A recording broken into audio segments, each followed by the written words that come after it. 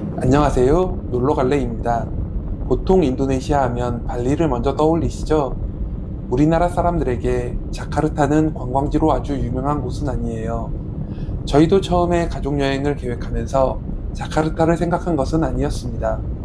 가족 모두가 해외여행을 많이 다녀 모든 가족이 한 번도 가본 적이 없던 곳을 찾던 중 우연히 자카르타가 눈에 띄게 되었죠. 동남아시아 경기의 수도인 자카르타는 현대적인 대도시의 편리함과 이국적인 매력, 다양한 자연환경이 공존해 부모님, 아이들과 함께하는 대가족 여행지로 뜻밖의 보물 같은 곳이었습니다.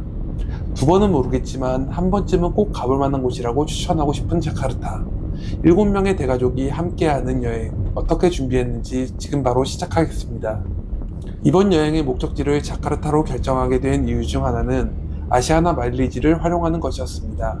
마일리지 항공권은 대륙을 묶어서 동일한 마일리지를 차감하게 되는데, 이 경우 단거리보다는 자카르타처럼 7시간 이상 걸리는 장거리 노선에서 사용해야 가성비가 좋거든요.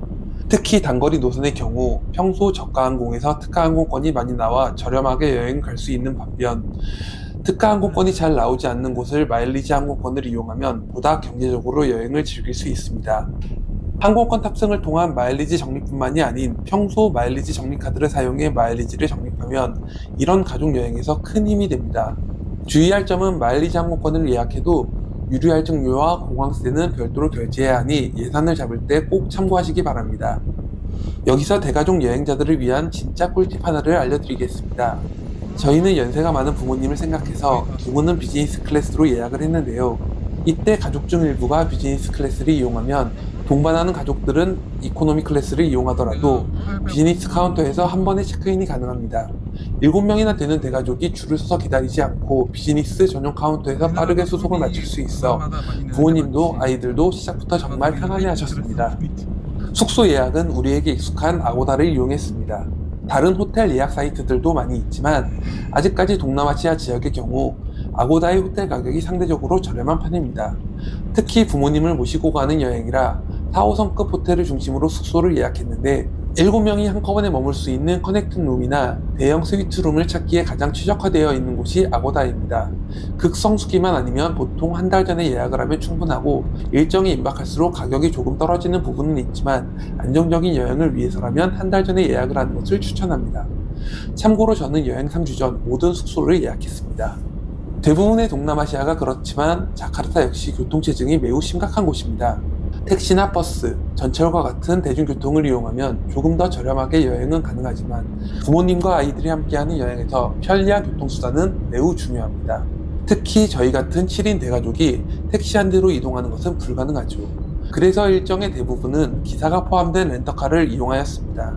전 나름대로 운전을 잘한다고 생각했고 필리핀에서도 5년 정도 자차로 운전한 경험이 있어 렌터카만 빌릴까도 고민을 많이 했었는데요. 여행 첫째 날 자카르타의 교통체증을 경험하고 나서는 정말 기사 포함된 렌터카를 빌리길 잘했다고 생각했습니다. 일반적으로 렌터카는 미리 클룩이나 트래블로카를 통해 예약하면 됩니다. 그 외 짧은 거리를 이용한다거나 택시를 타야 하는 경우는 그랩이나 고잭 등을 이용하였습니다. 특히 그랩의 경우 인원이 많을 때 일반 그랩카가 아닌 그랩카 XL을 이용하면 더 큰 차를 통해 보다 편리한 이동이 가능합니다. 그랩의 경우 현지 통화가 충전된 트래블 카드를 사전 결제 수단으로 등록하면 현지에서 앱으로 결제가 되어 바가지 걱정 없이 편리한 이동이 가능합니다. 그리고 이번 여행에서 특별한 경험을 선물해준 자카르타에서 반둥까지 30분 만에 주파하는 고속열차 우시에 대해서도 소개해드리겠습니다. 일반적으로 자카르타를 여행하는 경우 멀지 않은 도시인 반둥을 함께 여행하는 경우가 많은데 서울에서 대전까지 가는 거리를 고속열차를 이용해 30분이면 이동할 수 있습니다. 고속열차의 경우 보통 1, 2주 전에 예약창이 열리니 미리 어플을 설치하시거나 웹사이트를 통해 예약하시면 편리합니다. 예약 시 좌석 지정도 되니 반둥을 방문하고 싶으신 분들은 반드시 우시를 이용하시기 바랍니다. 액티비티는 클룩과 트래블로카를 비교하면서 알아봤는데요. 현지에서 직접 결제하는 것보다 가격이 비싸기도 하고 현지에서 현장 발권을 하더라도 크게 웨이팅이 없어 사전 정보 검색용으로만 참고하시면 됩니다. 다만 청계의 섬 데이 투어의 경우 상품이 있는 경우 가격이 조금 비싸도 사전에 웹사이트를 통해 예약하시는 것이 좋습니다. 저는 상황이 맞지 않아 현지에서 로컬 여행사를 통해 연락 후 직접 방문해서 예약했는데 이 부분은 본편에서 다시 한번 설명드리도록 하겠습니다. 인도네시아 가기 전 와치 앱을 설치하는 것은 선택이 아닌 필수입니다. 인도네시아는 모든 소통을 우리나라 카카오톡처럼 왓츠앱을 통해서 합니다. 식당 예약부터 렌터카 기사님과의 연락, 심지어 호텔 서비스 문의까지 왓츠앱 하나면은 모두 끝납니다. 현지 번호가 없어도 한국 번호로 가입해둘 수 있으니 꼭 미리 설치하시고 여행 중 궁금한 사항은 왓츠앱을 통해서 바로 문의하시면 됩니다. 그리고 요즘 많이 이용하시는 트래블 카드의 경우 없는 분들이 계시다면 반드시 미리 만들어 두시길 바랍니다. 환전의 편리함은 물론 현지에서 ATM 기기를 통해 현금을 인출할 수도 있고 위에 얘기한 그랩과 같은 어플에 미리 결제 수단으로 등록해두면 현지에서 언제든 편하게 이용이 가능합니다.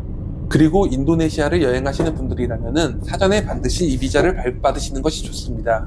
일반적으로 인도네시아에 도착하는 비행기는 저녁에 도착을 하는데 그 시간에 비행기들이 많이 몰려 미리 이 비자를 발급받아서 가시면 자카르타 도착 후 공항에서 입국하는 데 걸리는 시간을 많이 줄일 수 있습니다. 또한 2025년부터 올 인도네시아 사이트를 통해 사전 신고 후 미리 QR코드를 받아두면 공항에서 줄 서 필요 없이 빠른 입국이 가능합니다. 대가족이 함께하는 여행은 준비가 어려운 만큼 즐거움은 배가 됩니다. 철저한 계획을 통해 여행을 미리 준비한다면 자카르타 자유여행도 어렵지 않습니다. 오늘 정보가 도움이 되셨다면 구독과 좋아요를 부탁드리고 다음 영상에서는 인도네시아 여행 갈 때 꼭 챙겨야 하는 물품에 대해서 소개해 드리도록 하겠습니다. 놀러갈래와 함께 즐거운 여행 준비하시길 바라겠습니다. 감사합니다.